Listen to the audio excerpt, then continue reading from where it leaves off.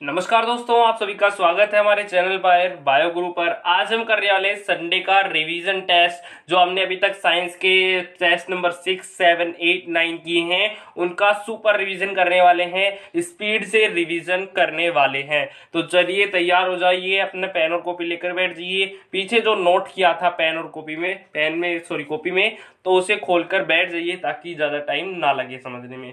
तो चलिए शुरू करते हैं हमारे साइंस का टेस्ट नंबर 6। तो पहले ही मैं आपको बता देता हूं, अगर आपने ये चारों टेस्ट नहीं किए हैं तो ये वीडियो करने का आपका कोई फायदा नहीं है, और अगर आपने किए हैं तो इस वीडियो से आपको काफी लाभ मिलने वाला है। तो वीडियो एंड तक जरूर देखिए अगर आपको चारों साइंस टेस्ट बिल्कुल अच्छे से देख लिए हैं, और अगर नहीं देखे हैं तो आपसे भी से रिक्वेस्ट है अभी इस वीडियो को बंद कर दीजिए और पहले उन चारों टेस्ट को कर लीजिए, उसी के बाद ये वीडियो हेल्पफुल होने वाला है। तो चलिए शुरू करते हैं। पहला क्वेश्चन है, ब्रह्मांड में किन्हीं दो निकाय के बीच गुरुत्वाकर्षण बल खालिस्तान पर निर्भर नहीं करता है। तो यहां पर पूछ रहा है कि गुरुत्वाकर्षण बल किस पर निर्भर नहीं करता है। तो जब भी हम बात करते हैं निर्भरता की, तो उसका हम उसका सूत्र देख लेते हैं। तो जैसे मैं यहां पर इसका सूत्र लिखकर दिखाऊं, तो यहाँ पर हमें पता है गुरुत्व, कोई भी दो वस्तुएं होती है उनके बीच में आकर्षण होता है। उस आकर्षण का सूत्र क्या होता है? F is equal to Gm1m2 बटे आर स्क्वायर। तो यहाँ पर निर्भरता निकालते हो तो हम उसके सूत्र में देख लेते हैं कौन कौन सी राशियां हैं, उस पर ही वो निर्भर होता है। तो यहाँ पर एक तो निर्भर होगा इस गुरुत्वीय स्थिरांक पर, दूसरा निर्भर होगा इनके गुणनफल पर, और तीसरा निर्भर होगा इन दोनों के बीच की दूरी पर। तो इन तीनों पर निर्भर होगा। तो यहां पर हम देख लेंगे किस पर निर्भर नहीं करता है। तो पहला ऑप्शन सही है, उनके बीच की दूरी पर निर्भर करता है। दूसरा ऑप्शन उनके द्रव्यमान के गुणनफल, तो उनके द्रव्यमान के गुणनफल के पर भी निर्भर करता है, m1 m2 पर भी निर्भर करता है। अगला है गुरुत्वीय स्थिरांक, तो गुरुत्वीय स्थिरांक जी पर भी निर्भर करता है। उसके बाद में अगला ऑप्शन है उनके द्रव्यमान के योग पर, तो उनके द्रव्यमान के योग पर निर्भर नहीं करता है। वो निर्भर किस पर करता है? द्रव्यमानों के गुणनफल पर करता है। तो ऑप्शन नंबर डी इसका गलत आंसर हो जाएगा। ऑप्शन नंबर डी इसका रॉन्ग आंसर हो जाएगा। ऑप्शन नंबर डी इसका वैसे सही आंसर हो जाएगा कि वो योग पर निर्भर नहीं करती है। अगला क्वेश्चन है, ब्रह्मांड की प्रत्येक वस्तु दूरी वस्तु को एक बल द्वारा आकर्षित करती है जो खालिस्तान के समानुपाती होता है।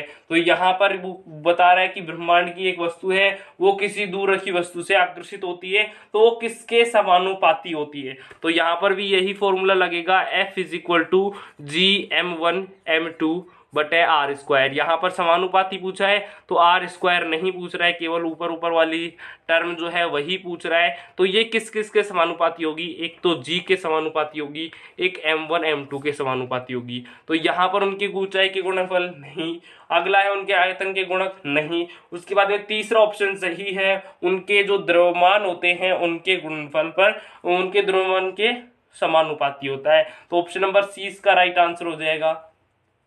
अगला क्वेश्चन है, रेडियो द्वारा उत्पादित ध्वनि खालिस्तान से बढ़ती है। तो ध्वनि बढ़ रही है, यहाँ पर ध्वनि बढ़ने का मतलब क्या है? हम वॉल्यूम चेंज कर सकते हैं। वॉल्यूम चेंज मतलब जो तीव्रता है वो चेंज कर सकते हैं। तो तीव्रता चेंज किसके द्वारा होती है? तीव्रता निर्भर किस पर करती है? आयाम पर निर्भर करती है, जैसा कि हमने याद किया था। तीव्रता और दूसरा होता है तारत्व, तो इनमें ती उल्टा होता है, तो तीव्रता उल्टा हो जाएगा आवर्ती। यहाँ पर ती और ती उल्टा होता है तो ये आवर्ती हो जाएगा, और ये हो जाएगा आयाम। तो हम यहाँ पर बढ़ा किसको रहे हैं? तीव्रता को बढ़ा रहे हैं, तो आयाम इसका राइट आंसर हो जाएगा। ऑप्शन नंबर ए, आयाम बढ़ाने पर हम ध्वनि बढ़ा सकते हैं।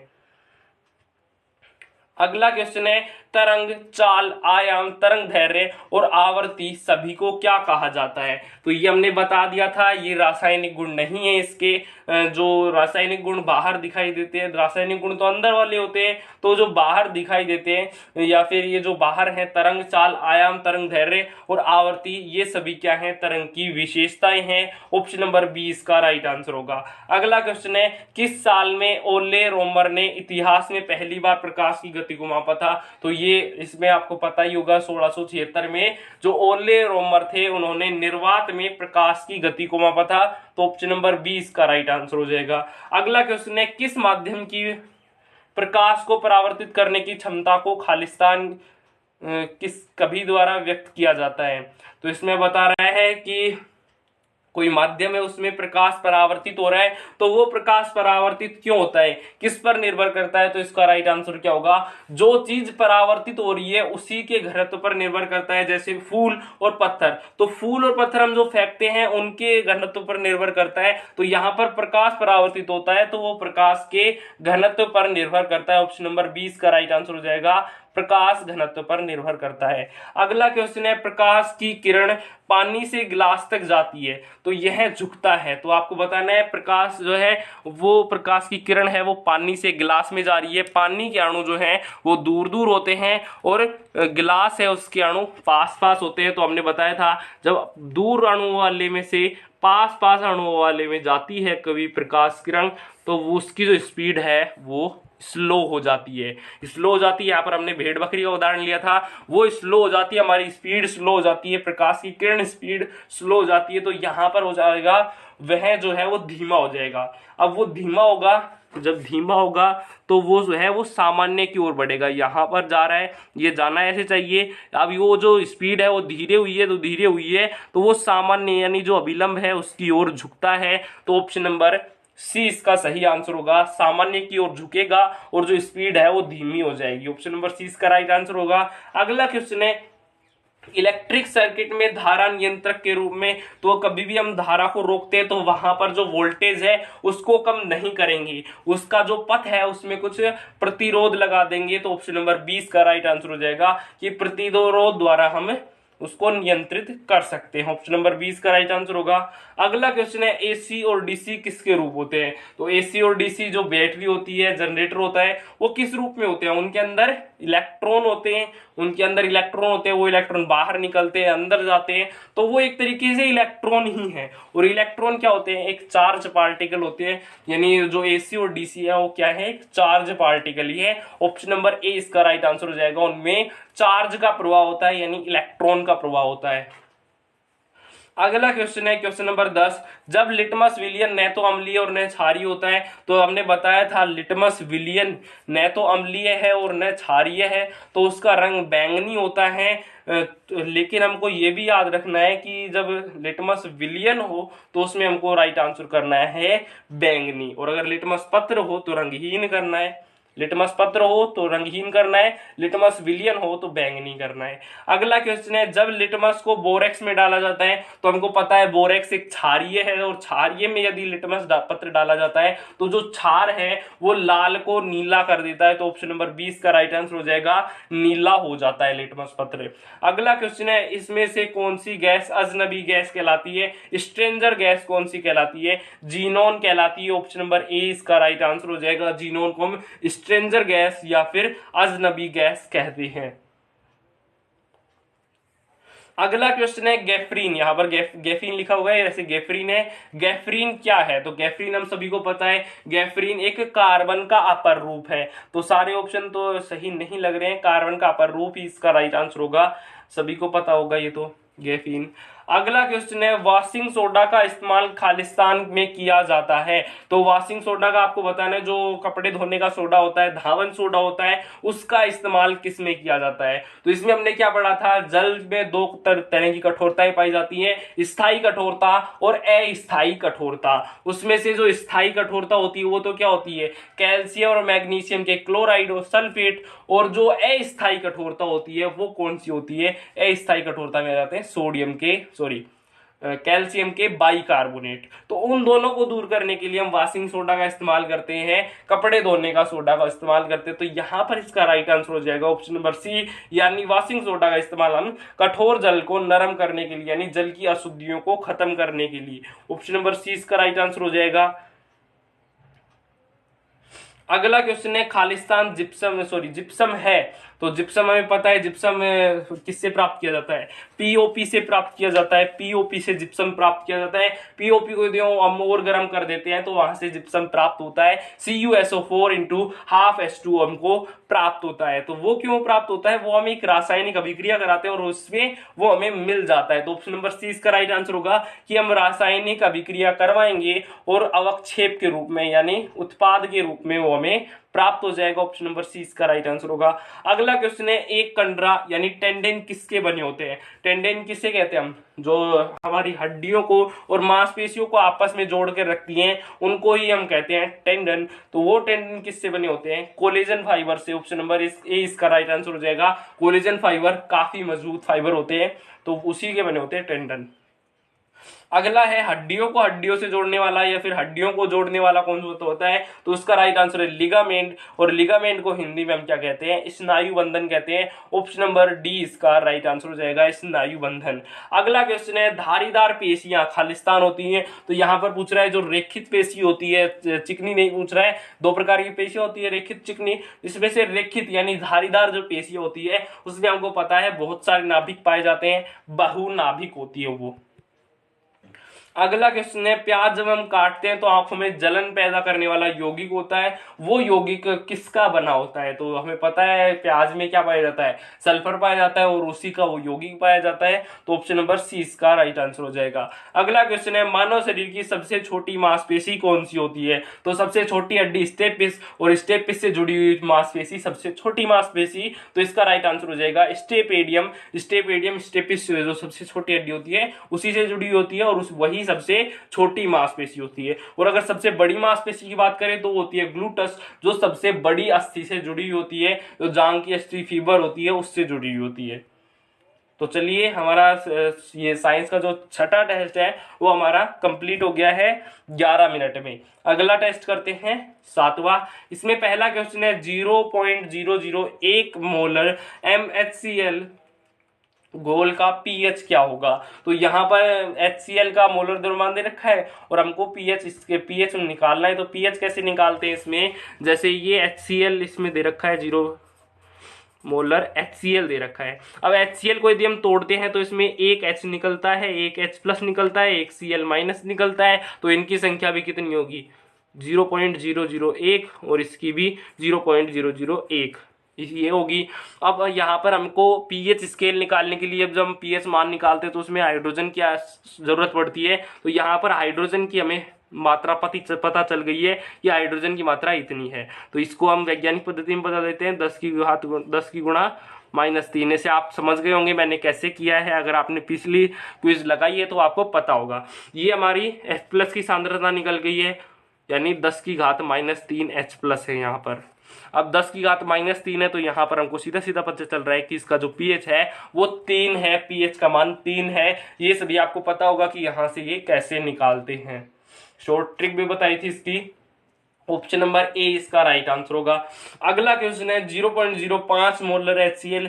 तो यहाँ पर इसमें हमको ध्यान क्या रखना है, इसमें H2 है, H2SO4 है। तो यहाँ पर ये जो सूत्र है इसमें हमको 2 हाइड्रोजन प्राप्त होंगे, यानी जो हाइड्रोजन की मात्रा प्राप्त होगी हमको 0.05 मोलर होगी, उसकी हम आधी कर देंगे, एक हाइड्रोजन के लिए आधी। जैसे यहाँ पर हम बात करते हैं, हमें इतना प्राप्त होगा 0.05 मोल 2H+, क्योंकि H+ जो है वो एक प्राप्त नहीं होगा, हमको 2 प्राप्त होगा, क्योंकि यहाँ पर H2SO4 है इसलिए हमको 2 प्राप्त होंगे। तो 2 प्राप्त होंगे तो इसमें एक हाइड्रोजन की निकालने के लिए इसके बटे 2 कर देंगे और ये आ जाएगा 0.025, या 5 को हटा भी सकते हैं, 2 आ गया है। इतने हमारे H+ की संख्या निकल गई है। तो ये हमारी सांद्रता अगर निकालेंगे तो ये हमारी ये निकल जाएगी 2 × 10 की पावर -2 H+, ये हमारी सांद्रता निकल जाएगी। तो इस हिसाब से हम निकालेंगे। तो यहाँ पर ऐसा कोई भी ऑप्शन नहीं है जो इसका राइट आंसर हो जाएगा। तो ऑप्शन नंबर डी इसका राइट आंसर हो जाएगा, इनमें से कोई नहीं। अगला क्वेश्चन है, निम्नलिखित घोलों के पीएच की गणना करें यदि इनमें हाइड्रोजन सांद्रता। तो यहाँ पर हाइड्रोजन सांद्रता सीधे दे रखी है हमको 10 की घात -7 मोलर। तो यहाँ पर हाइड्रोजन सांद्रता हमने सीधा बताया था, हाइड्रोजन सांद्रता से पीएच कैसे निकालते हैं। तो यहाँ पर हाइड्रोजन सांद्रता 10 की घात -7 है तो उसका पीएच कितना होगा? 7 pH। तो ऑप्शन नंबर ए इसका राइट आंसर होगा। अभी मैं आपको कह रहा हूँ अगर आपने वो वीडियो नहीं देखी है पीछे की तो ये वीडियो देखने का आपका कोई फायदा नहीं है। अगला क्वेश्चन है, निम्नलिखित घोलों के पीएच की गणना करें यदि इनमें हाइड्रोजन आयन की सांद्रता 1.0 × 10 की पावर 9 10 की पावर 9 यहाँ पर हाइड्रोजन आयन दे रखे हैं, तो हम सीधा निकाल देंगे, इसका पीएच आ जाएगा 9। ऑप्शन नंबर ए इसका सही आंसर होगा। अगला क्वेश्चन है अत्यधिक अम्लीय मिश्रण का पीएच मान कितना होता है। तो अत्यधिक अम्लीय मिश्रण जब आ जाते हैं तो बहुत ज्यादा अम्लीय, तो वो कितना होगा, सबसे पीएच मान जिसका कम होगा वही होगा। तो सबसे कम किसका है, 0 का होता है। माइनस में कभी पीएच होता नहीं है, 0 राइट आंसर हो जाएगा ऑप्शन नंबर ए। अगला क्वेश्चन है एक चालक में प्रवाहित विद्युत धारा और विभवांतर के बीच क्या संबंध होता है। तो जो विद्युत धारा होती है, विभवांतर होता है, उसके बीच में क्या संबंध होता है। तो यहां पर हम ओम का नियम लगा देंगे, V is equal to I R. V is equal to I R लगा देंगे तो R इज इक्वल टू क्या हो जाएगा, V बटे आई। तो यहां पर हम देख लेंगे V बटे आई। तो ऑप्शन नंबर सी इसका सही आंसर है। V बटे आई एक नियतांक है, यानी R का मान V बटे आई है। ऑप्शन नंबर सी इसका सही आंसर होगा। अगला क्वेश्चन है शुक्राणुओं का निर्माण खालिस्तान में होता है। तो शुक्राणुओं का निर्माण हमें पता है किसमें होता है, वृषण में होता है, जो टेस्टिस होती है उनमें होता है। ऑप्शन नंबर 20 का सही आंसर होगा। अगला क्वेश्चन है फ्लेमिंग के दाएं हाथ के नियम में अंगूठा किसको दर्शाता है। तो जो फ्लेमिंग का दाएं हाथ का नियम, बाएं हाथ का नियम, दोनों में तीन चीजें थी, अंगूठा था, उसके बाद में तर्जनी थी और मध्यमा थी। ये तीनों अंगुली थी, इसमें से हमको बताना है अंगूठा जो है वो किसको दर्शाता है। तो हमने पढ़ा अंगूठा जो है वो सबसे बलवान होता है, तीनों अंगुलियों में से सबसे मजबूत होता है, काम भी ज्यादा यही करता है, सबसे ज्यादा बलवान होता है। तो ये जो है वो बल की दिशा को दर्शाता है, यानी गति की दिशा को दर्शाता है। तो ऑप्शन नंबर सी और डी में सही आंसर हो जाएगा कि जो चालक की गति की दिशा को दर्शाता है। उसके बाद में इसमें कंडीशन और दी हुई है तर्जनी। तो हमको पता है कि जो बीच की अंगुली है, मध्यमा है, ये किसको दर्शाती है, ये दर्शाती है धारा को, विद्युत धारा को। इसकी ट्रिक मैंने बताई थी कैसे याद करनी है, विद्युत धारा को दर्शाती है यहाँ पर, और बचा हुआ जो चुंबकीय क्षेत्र है वो तर्जनी को। तो यहाँ पर हम देख लेंगे तर्जनी जो है वो फ्लक्स की लाइनों को दर्शाता है, चुंबकीय क्षेत्र को दर्शाता है। तो ऑप्शन नंबर सी इसका राइट आंसर हो जाएगा, फ्लक्स की दिशा को, ऑप्शन नंबर सी। अगला क्वेश्चन है क्वेश्चन नंबर 9। 300 वोल्ट के एक हाइड्रो पंखे का प्रतिदिन 8 घंटे तक उपयोग किया जाता है। तो इसमें इस तरह से यदि हमें यूनिट निकालनी है तो यूनिट निकालने के लिए सीधा हम करते क्या है, सीधा सब मैंने रट रखा है कि जो भी ऊपर दिया हुआ है सेकंड में या फिर मिनट में हमको काउंट नहीं करना है, घंटे में काउंट करना है और उन सभी को जो गुणा कर देना है। तो यहाँ पर 300 दिया हुआ है, 300 वोल्ट, उसके बाद में प्रतिदिन 8 घंटे, तो 8 घंटे को यहाँ पर गुणा कर देंगे और उसके बाद में ये कितने दिन का निकलवा रहा है, 1 दिन का निकलवा रहा है, तो यहाँ पर बटे में 1000 कर देंगे। इस तरह से करते हैं, जितनी भी चीजें दी हुई होती है ऊपर गुणा और नीचे बटे में 1000 कर देते हैं। तो यहाँ पर 2 से 2 कैंसिल और उसके बाद में 24 बटे 10 इज इक्वल टू 2.4। तो ऑप्शन नंबर 2.4, ऑप्शन नंबर 20 का सही आंसर है, 2.4 यूनिट होंगी। अगला क्वेश्चन है प्रतिदिन 10 घंटे के लिए 200 वोल्ट का एक हाइड्रोक्लोरिक बल्ब लगाया जाता है। तो इस तरह से इसी को भी हम ऐसे गुणा कर देंगे, 2000 गुणा 10 गुणा 1, तो ये आ जाएगा 200 गुणा 10 गुणा 1। तो यहां पर आ जाएगा आंसर 2000 और 2000 को भाग देते हैं 1000 से, तो यूनिट आ जाएंगे हमारी 2। ऑप्शन नंबर सी इसका राइट आंसर होगा। अगला क्वेश्चन है एक हाइड्रोजन बम में कितने न्यूट्रॉन होते हैं। तो जब भी हम न्यूट्रॉनों की बात करते हैं, न्यूट्रॉन की बात कैसे करते हैं, जो भी उसका परमाणु भार है उसमें से माइनस कर देते हैं उसके इलेक्ट्रॉन। तो हाइड्रोजन जो है उसका परमाणु भार कितना होता है, 1 होता है, उसके इलेक्ट्रॉन भी 1 होते हैं। तो 1 में से यदि 1 हटाते हैं तो इसमें आंसर आता है 0, यानी हाइड्रोजन जो एटम होता है उसमें न्यूट्रॉन नहीं होते हैं। तो ऑप्शन नंबर डी इसका राइट आंसर हो जाएगा, कुछ नहीं। अगला क्वेश्चन है निम्न में से कौन सा ट्रांसफर का मूल अवयव नहीं है। तो मूल अवयव हमको पता है, जो बॉडी बनी हुई होती है वो होता है बाहर का, उसके बाद में उसके अंदर जो कुंडली होती है वो होती है, और कुंडली जहां पर लिपटी होती है क्रोड होता है वो होता है। तो मूल अवयव कौन सा नहीं है, तो ऑप्शन नंबर डी सही आंसर हो जाएगा। परस्पर अभिभाव जो है, जो उनके बीच में करंट को बढ़ाता है घटाता है, वो उसका मूल अवयव नहीं है। बाकी जो क्रोड है जिस पर कुंडली लिपटी हुई होती है वो मूल अवयव है।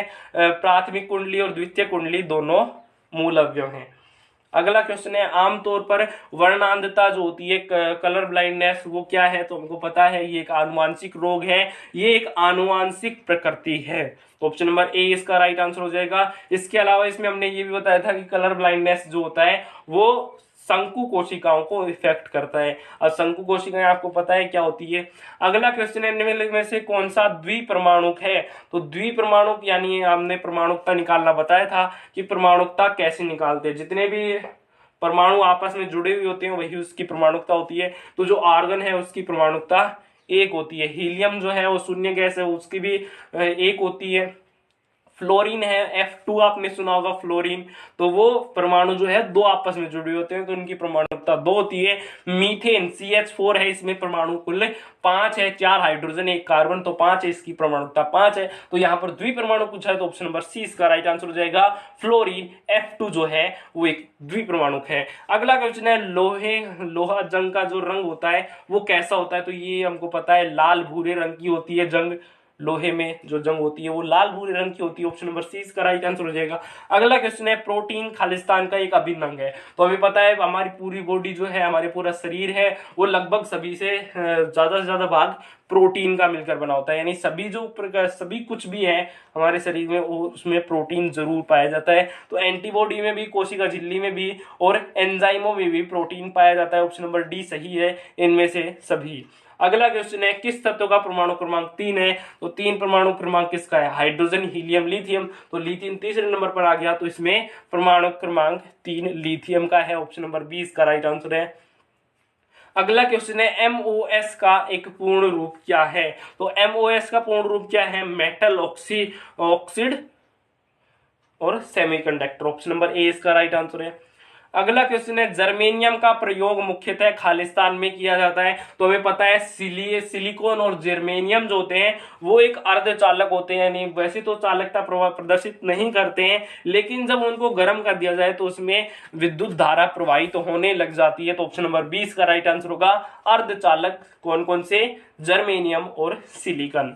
अगला क्वेश्चन है, विद्युत बल्ब का सूत्र यानी जो फिलामेंट है आमतौर पर टंगस्टन का क्यों बना होता है? तो ये हमने बताया था, टंगस्टन, नाइक्रोम और फ्यूज तार। तो इसमें हमने टंगस्टन में क्या देखा था? टंगस्टन में जो चालकता इसमें जो प्रतिरोध होता है वो भी अधिक होता है और गलनांक भी अधिक होता है। तो यहाँ पर ऑप्शन नंबर बी राइट हो जाएगा। इसका जो प्रतिरोध है वो भी उच्च होता है और गलनांक भी उच्च होता है। ऑप्शन नंबर 20 का राइट आंसर है।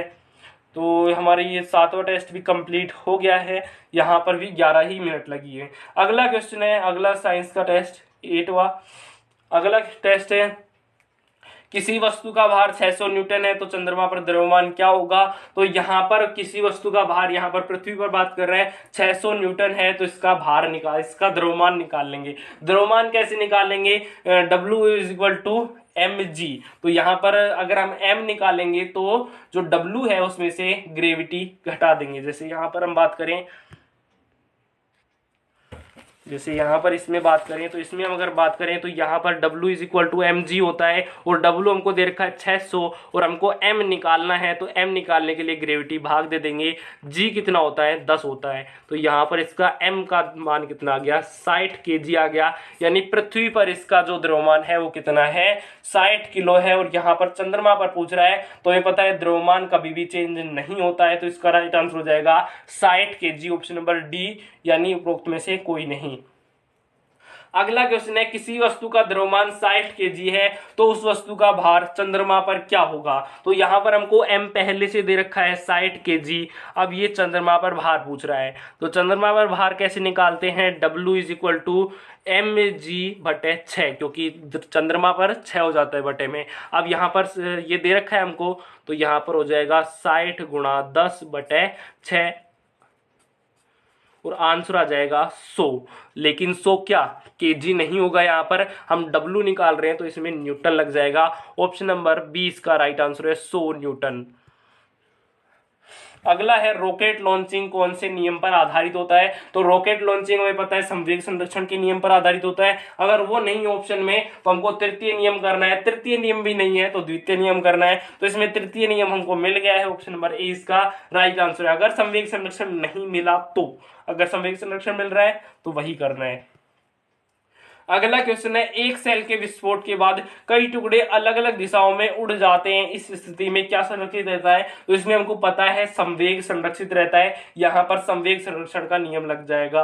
ऑप्शन नंबर डी इसका राइट आंसर है। अगला है, झूले पर बैठे लड़के की गति कैसी होगी? तो झूले पे जो बैठा है वो बार बार में आगे पीछे होता रहता है, आगे पीछे होता रहता है, और ये हमको पता है कि समान अंतराल में जब कोई गति दोबारा होती है, बारंबारता होती है, तो उसको हम आवर्ती गति कहते हैं। जैसे सुई की गति, पेंडुलम की गति, और यहाँ पर झूले की गति, झूले पर लड़का बैठा है उसकी गति। तो इसमें राइट आंसर आवर्ती गति होगा, ऑप्शन नंबर डी। अगला है, पक्षियों में कितने हृदय पाए जाते हैं? तो पक्षियों में बात की थी, पक्षियों में और मनुष्यों में 4 कक्षीय हृदय पाए जाते हैं, 4 कोष्ठक पाए जाते हैं, ऑप्शन नंबर बी हो जाएगा इसका राइट आंसर। और हमने दो की भी बात की थी, 2 किस में पाए जाते हैं? मछली में पाए जाते हैं। 3 की भी बात की थी, 3 किस में पाए जाते हैं? जो सांप होता है, मेंढक, छिपकली, इनमें 3 कक्षीय हृदय पाए जाते हैं। और 4 कक्षीय की बात करें तो उसमें मगरमच्छ में ही आ जाता है।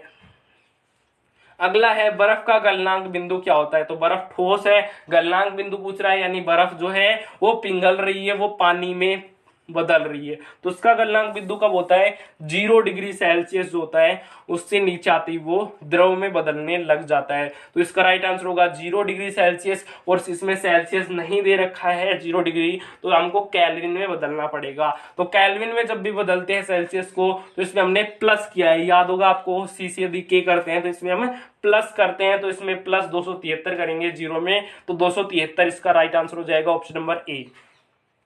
अगला है, द्रव और गैसों के ताप अंतरण का मुख्य कार्य क्या है? तो हमने बात की थी, ठोसों में जो तापमान अंतरण होता है वो क्यों होता है? चालकता के कारण होता है। द्रव और गैसों में संवहन के कारण होता है, और जो सूर्य की किरण आती है उस पे विकिरण के रूप में होता है। तो यहाँ पर द्रव और गैस पूछा है, तो ऑप्शन नंबर बी इसका सही आंसर होगा। अगला है, मिट्टी के बर्तन में रखा जल गर्मियों में भी ठंडा क्यों होता है? तो मिट्टी के बर्तन में जो रखा होता है जल, वो वाष्पोत्सर्जन के कारण होता है।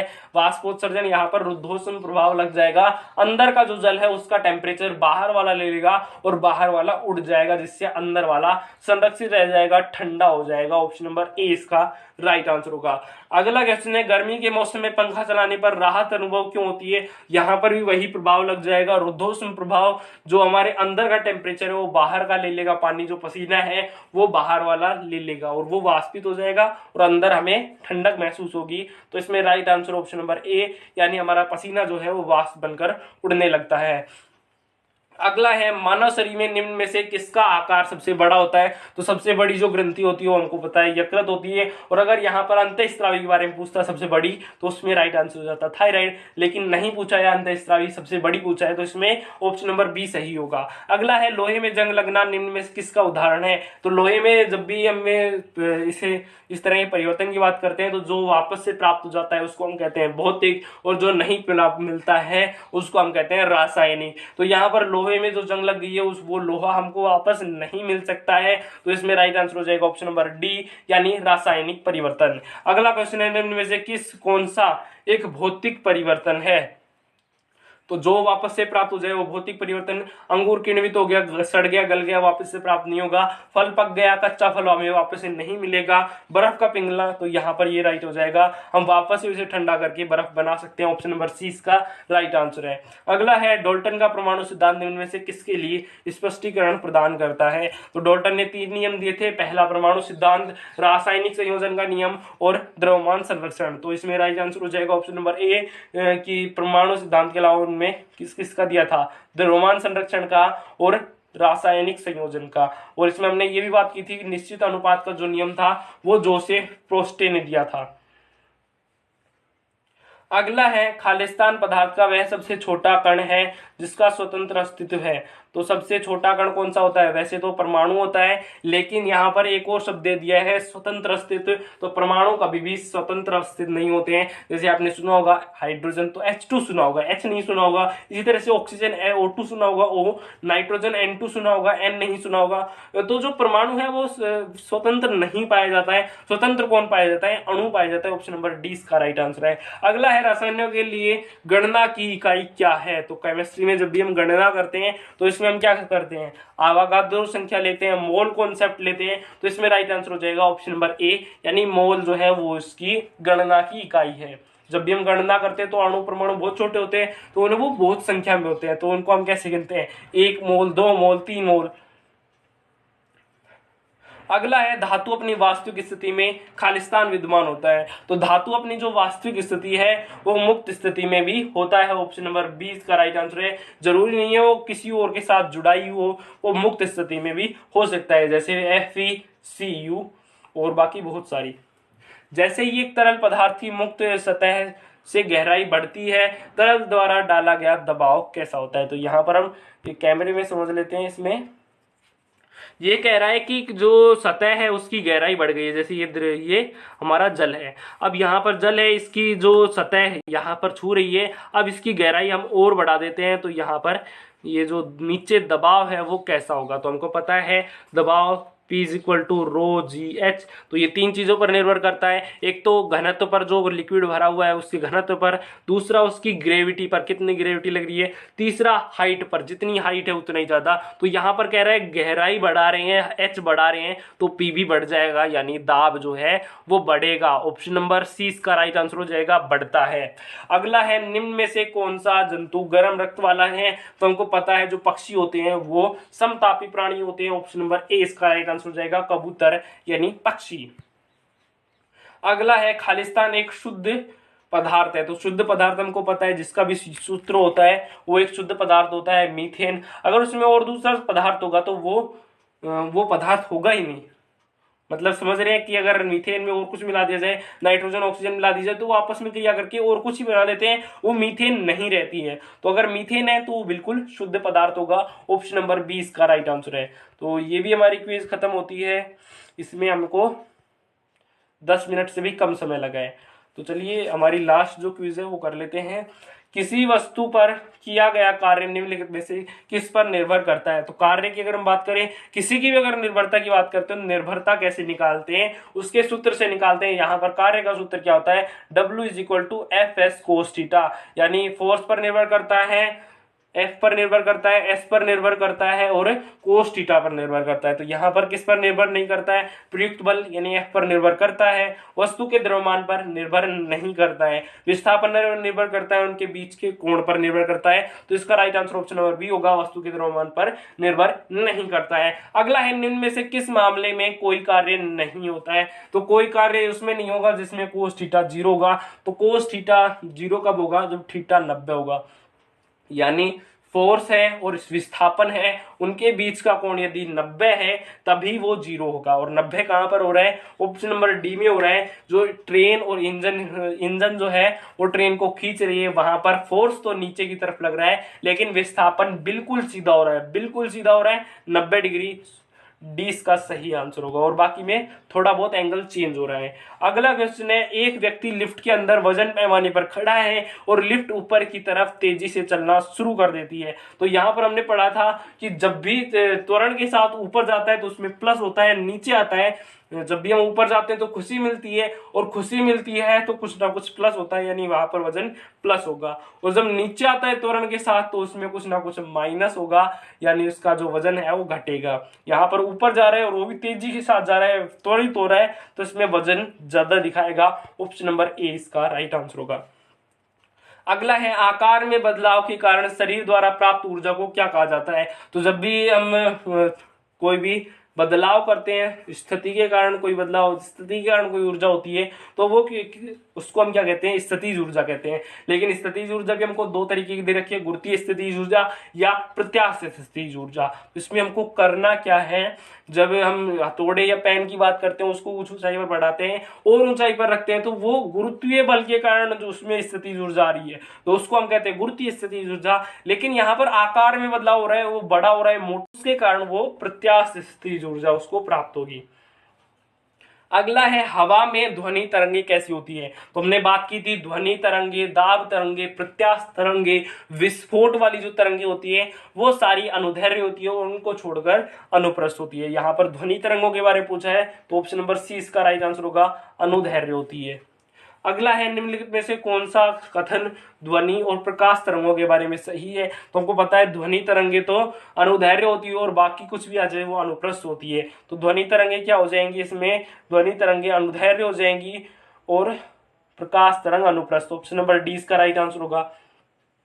अगला है एक समुद्री सर्वेक्षण जहाज जो है वो तरंग भेजता है 1200 मीटर पर सेकंड से और 2.5 सेकंड बाद वो टकराकर वापस आ जाती है। तो इसमें हमको गहराई बतानी है, तो गहराई बताते समय हम क्या करेंगे, ये जो समय दिया हुआ है इसका आधा कर देंगे। तो इसमें राइट आंसर हो जाएगा ऑप्शन नंबर डी 1500 मीटर।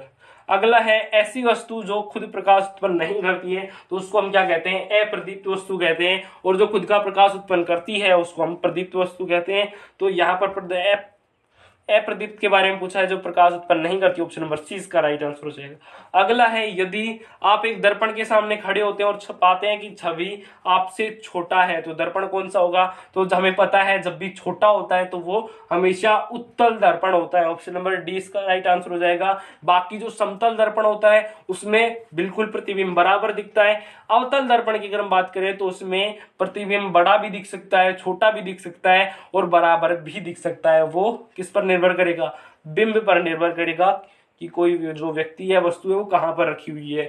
अगला है एक समतल दर्पण के लिए छवि कैसी होती है। तो एक समतल दर्पण के लिए जो छवि होती है वो बिल्कुल बराबर होती है और आभासी होती है, आभासी और उल्टी होती है। ऑप्शन नंबर डी इसका राइट आंसर हो जाएगा। पारस उल्टी यानी आपका जो लेफ्ट है वो राइट दिखेगा और जो राइट है वो लेफ्ट दिखेगा। अगला है आम्लिक के आधार पर कौन सा सही है। तो यहाँ पर बताना है अम्ल के आधार पर, यानी अम्ल में के हिसाब से कौन सा कथन सही है। तो अम्ल जो है वो लाल लिटमस पत्र को नीला कर देते हैं, ऐसा नहीं करते हैं, वो क्षार करते हैं। अम्ल तो नीले को लाल करते हैं। अगला है OH माइनस देते हैं, तो ये अम्ल जो है वो OH माइनस नहीं देते हैं, वो H प्लस देते हैं। तो तीसरी देखते हैं निष्प्रभावीकरण दर्शाता है, तो ये सही है, यानी उदासीनीकरण अभिक्रिया करते हैं अम्ल। हमको पता है अम्ल और क्षार आपस में मिलकर उदासीनीकरण अभिक्रिया करते हैं। तो इसमें राइट आंसर हो जाएगा ऑप्शन नंबर सी, यानी निष्प्रभावीकरण यानी उदासीनीकरण दर्शाते हैं।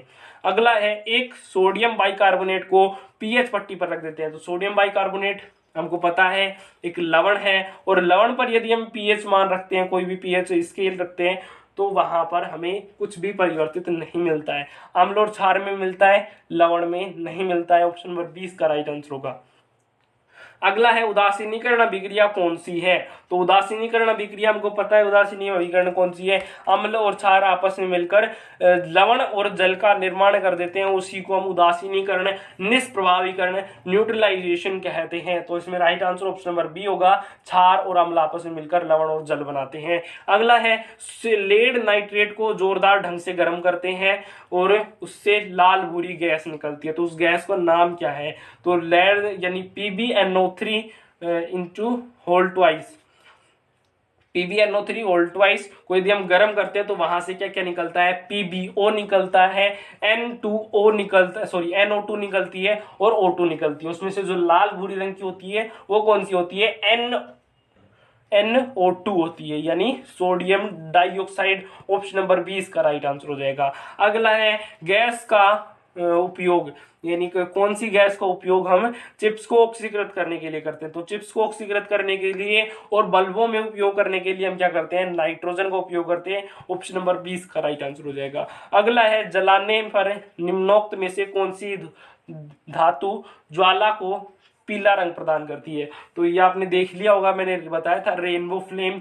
तो अगर आपने वो देखा होगा तो उसमें देखा होगा कि वो जो व्यक्ति होता है वो सोडियम क्लोराइड NaCl को जलाता है तो उससे पीली ज्वाला निकलती है। बाकी जो बेरियम होता है उससे नीली निकलती है। और अगर हम बात करें किसके बारे में, लिथियम के बारे में बात करें तो वहां से निकलती है गुलाबी रंग की। इसी तरह से अलग अलग निकलती हैं, उनसे सभी से आप देख सकते हैं वहां पर। तो उसमें जो सोडियम होता है उससे पीला रंग की ज्वाला निकलती है। अगला क्वेश्चन है जब सोडियम क्लोराइड यानी NaCl को पानी में बने घोल के साथ बिजली पारित की जाती है तो उससे कौन सा उत्पाद निकलता है। तो हमने पढ़ा था NaCl प्लस H2O क्या क्या बनाते हैं, NaOH बनाते हैं और उसके साथ ही HCl बनाते हैं। तो उसमें दो पदार्थ में हमको मिलते हैं NaOH और HCl। तो इसमें राइट आंसर हो जाएगा सोडियम हाइड्रोक्साइड यानी NaOH, ऑप्शन नंबर डी। अगला है पाचन के बाद कार्बोहाइड्रेट को परिवर्तित कर दिया जाता है। तो ये हमने पढ़ा, पाचन हो जाता है जब हम कार्बोहाइड्रेट खाते हैं, पाचन हो जाता है, वो ग्लूकोज में बदल जाता है। अब ग्लूकोज ज्यादा हो जाता है तो वो ग्लाइकोजन बन के लीवर में चला जाता है। तो पहले तो वो कार्बोहाइड्रेट किस में परिवर्तित होता है, ग्लूकोज में परिवर्तित होता है। ऑप्शन नंबर 20 का राइट आंसर होगा, ग्लूकोज में परिवर्तित होता है। अगला है गले में जो छल्ले मौजूद होते हैं सी आकार के, वो किससे बने हुए होते हैं। तो ये हमको पता है उपास्थि के बने होते हैं। ऑप्शन नंबर ए इसका राइट आंसर है, कार्टिलेज, उपास्थि के बने होते हैं सी आकार के छल्ले। अगला है पाचन के दौरान पित्त की भूमिका क्या होती है। तो ये पित्त क्या करता है, वसा का पाचन करता है। और हमको पता है वसा के पाचन में जो पहला चरण होता है वो होता है वसा का पायसीकरण। तो ऑप्शन नंबर 20 का राइट आंसर होगा, पहले वो क्या करता है, वसा का पायसीकरण करता है। तो पित्त की जो भूमिका होती है वो वसा के पायसीकरण के लिए। तो आज की हमारा जो रिविजन है वो कंप्लीट हुआ। हमको आप सभी को पता है कि हमारी जो क्विज होती है वो रोजाना 3 बजे होती है। तो आज तो संडे था, आज का रिवीजन क्लास था। कल मिलते हैं 3 बजे लाइव के साथ।